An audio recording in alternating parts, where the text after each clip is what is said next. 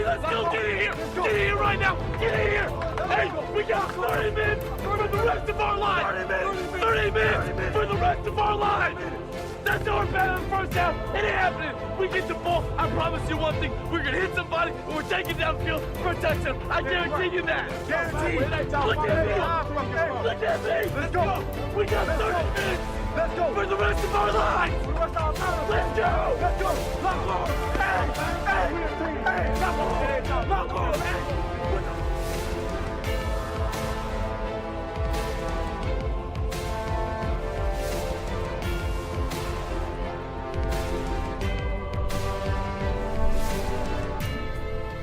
And welcome everybody to another episode of DC Sports Daily. This is your host Corey Thesson alongside Jack Maestri. We come to you from the lovely confines of the studio. We got a few things to touch base on, but not too much.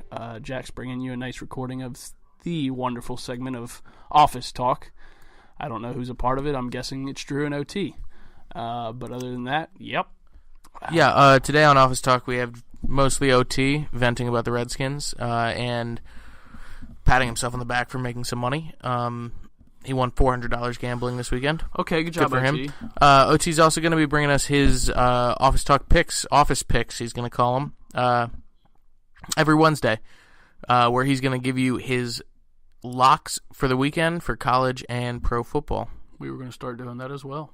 Yeah, well, we're already doing DFS. Yep. I'm just going to leave it to OT. Okay. He's up 400 on the year. Makes sense. Okay. How's your energy level today? It's really How are good. you doing today? I'm pretty tired. You upset about anything? Because I am.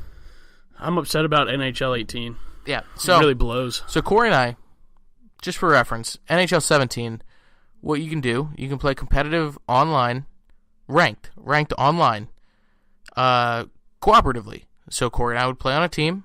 It was under my name. Corey was selfless. It was all for the good of J Great 5544. But we kind of became one playing together. We were both J Great 5544. That was us. Right. J Great 5544. We dominated. We made it to the top 10,000 in the world.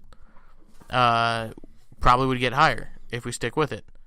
NHL 18 came out today. I pre-ordered it. Got early access. We go online to play. First of all, we get the freaking ice wiped with. It was tilted from the get-go. We lost 5-1, and our one goal was BS. It was not good. We were playing a team of 3 people. They were very good. But then I backed out after that game, and our record online was 0-0. And I was like, oh, that's miraculous. Oh, we must have accidentally played casual. Well, that's good. We might have wasted some time there. But hey, our record's still 0-0. Let's go play a ranked game. Go to play ranked. Guess what? As soon as Corey logs in, it says we can't play ranked. Competitive is exclusively 1 versus 1 ranked online matches. So my take on this, I'm hoping, my review, they've changed a few things. The game's a little bit more fluid.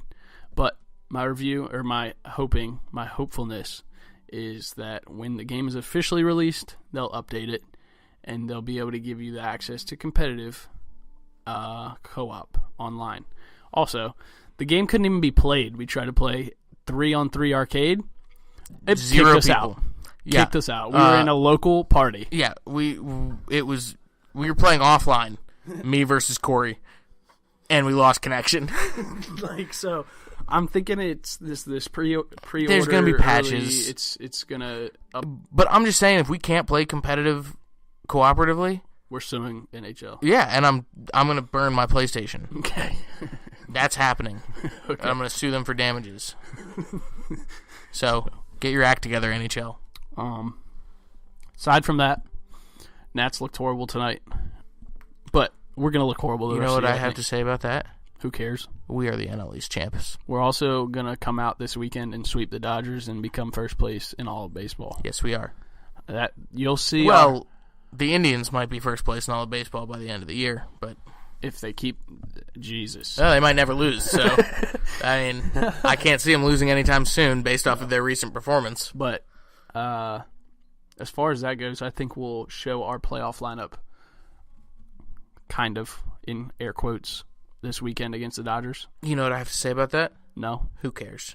Okay.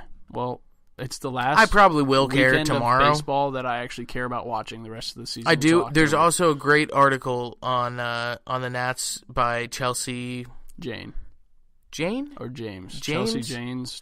Janes. I think it's Janes. think It it's always Janes. confuses me. But we're gonna actually use that. We're gonna go through that because she it was in the Washington Post this morning. It's a terrific article. My dad actually turned me onto it, and I encourage you all to go read it so we don't have to talk about it. But tomorrow when we have a little bit more Nats focus on Honestly, our show, we're gonna. I'd like to go through it because it does. There's a lot of good information. Honestly, in there. all the articles being released right now are killer. I've read, Dude, the video that you retweeted, Yeah. so hype. yeah. And Sorry, Mike. And the Nats specific mass and whatever that they released last night, also that I sent you over text. Pretty hype as well. I forgot to watch that. Okay, well, it's more locally, so you hear about Charlie and Dave's radio calls for it rather than hearing the MLB Network. Oh, Charlie and Dave radio call. You mean like?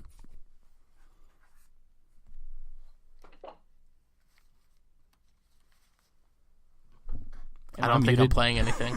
This is an epic battle. Am I muted? Nope. Awesome. Well, Remember it's the on at-bat now. after the rain delay, Dave? I do. Remember we're what going for the happened? game I four. do. Culminating that Jason at-bat? Westphal, I is that correct? do. Wouldn't that be nice? I can't I hear hope what you're you're the saying. summoner. I hope I can I hope I steal can a steal little summoning from you, Dave. Dave. 3 balls, 2 strikes. The pitch. Swinging a long drive. Deep left field. It's going. It's going. It's gone. Game-ending, season-saving walk-off home run for Jason Worth. Season-saving home run for Jason Ward. What an epic radio. I mean, you can tell FP and Bob hate each other. Dave and Charlie, their chemistry is off the charts. And the way they call games is spectacular. And any big-time moment the Nats have, you can count on them for having an epic radio call. Sorry, I'm a little bit out of breath. I was just celebrating hard today. But, a little Nats news before we get into office talk. We got a little Nats news. Gio, I don't understand what it means, but Gio got to 180 innings, so his player option of $12 million next year is vested. Like VESTED. Yeah, that's what one of the reporters from the Nats tweeted that. I guess that just means it's guaranteed that he will come back. Jack's losing. Sorry about that. Mic drop. So, Gio, good job. Glad to have you back. As Can't long wait as to you're see you next pitching year. The way you pitch this year. Yes, please don't go back to old Gio. Don't just use this year as a way to get $12 million more and then fade into the darkness. I love you, Gio. Honestly, even if you do that, you've given us enough. I Hello, love you. darkness, my old friend. Hello, darkness, my old friend. All right. come to. What are the rest of the words? Yeah. Dance with you again. Yeah, that's it. Dance.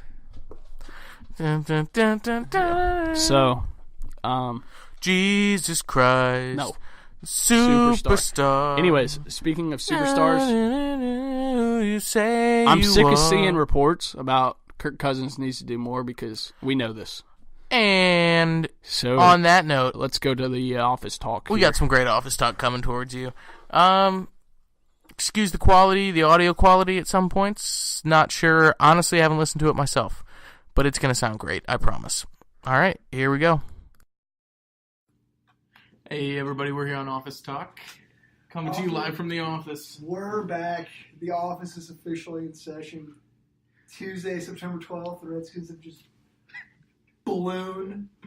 So OT asks me if I'm going to intro, and literally the only words he lets me get out are Office Talk. Office time. Woo. God, Speak this way. Okay. To recap, let's just dive right in. To recap the week, it's been a great overall. It's been a wonderful week. It's been a wonderful week. Football is back. I made a bunch of money gambling. I won my fantasy matchup. I pointed to you lost, which makes me very happy. What was the score in your fantasy matchup? 66.8 to 66.78. Yeah. I scored 90 points and lost. Shout out to the Craig Biggio League, best fantasy football league there is. But let's get to what we're here to talk about. Yeah, just tell me everything that Cooley said this morning. Oh my God, the Redskins just blew their wad all over themselves. It was just, God, the Redskins that was just bad. So I think everyone can acknowledge that Kirk Cousins was just bad, just outright horse shit. poor. Yeah. What was most disappointing was just how much of positives first. Most scrambling he's ever done. That actually looked pretty good, right? It looked more natural. He actually tried to run. He was actually trying to scramble for yards. But so I had a buddy call me up. So for those listening, I was formerly a backup quarterback in high school Gonzaga for a guy and there was a guy on our team named Doug Dutch. Shout out to Doug Dutch, who was actually a practice squatter for the Redskins for a while. He was, I believe at the time, the fastest man in D.C. My buddy called me up, and he was on the team too, and he made a joke, and he was like, yeah, Kirk throwing to Terrell Pryor looked like you try to throw to Doug Dutch, meaning you would, in high school, I would literally... That's really relatable. I'm sure all of our listeners will know exactly what that means. The joke, oh, man, Kirk to Pryor looks like OT to Doug Dutch. Well, the joke was in high school that I would literally close my eyes and just throw it as far as I could, and that's... Kirk literally looked like he was trying to throw the ball with his freaking eyes closed. Yeah. He was missing him 10 feet over his head. Yeah, the first one where Pryor's just looking over both shoulders. There was one or two where where Pryor, because I'm about to thrash Pryor in a second, but to back Pryor up, there was a couple where Pryor does win, and you can see how athletic this dude is. Yeah. And the throw's not even on the planet. He throws it 15 feet. It was almost like he was just like, I don't want to throw an interception, so I'm just going to throw where nobody can catch it. Like, give your guy a chance. But, all right, so to go back to Terrell Pryor, back me up here before the season, I was on his horse for a while. Here's how it went. At the time we got him, up until the preseason started, you were hardcore. Pryor is going to be the new face of DC. He's going to change our season. Pryor's going to take us to the Super Bowl. After 2 games preseason and Chris Cooley telling you that he is not a natural receiver and does things that natural receivers don't do, you said that you were off of him and you thought he was still going to be decent, but that he is so raw that he's going to have a learning curve. I think that I could not have been. Shout out to Chris Cooley for pointing this out, but also he is exactly who I thought he was. He is an athletic specimen. Oh my God. Guy can run by anybody, but he is just not a receiver. I mean, he is an athlete trying to play wide receiver. You could just see it when Kirk was throwing the ball. His routes are choppy. He doesn't get proper depth on his routes.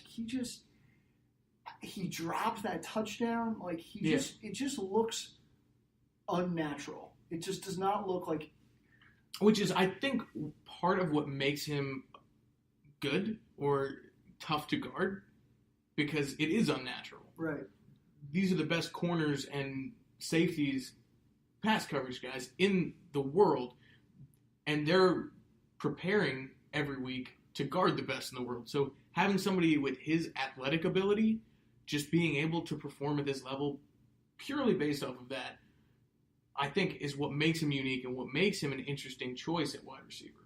So I'm going to come up with a play that I pointed out during the game, and I will say that 95% of Redskins fans probably blame this on Kirk, but I personally, and I could probably go find the game tape somewhere and prove this out, but so it's a third down, free runner at Kirk. It's in the first quarter. Kirk avoids the rush, steps up, and he flings a ball to Terrell Pryor on a hitch.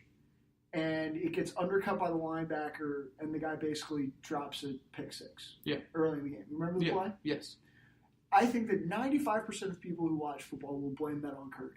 That is 100% Terrell Pryor's fault. Not 99, 100. A natural wide receiver who has played wide receiver since high school, has been coached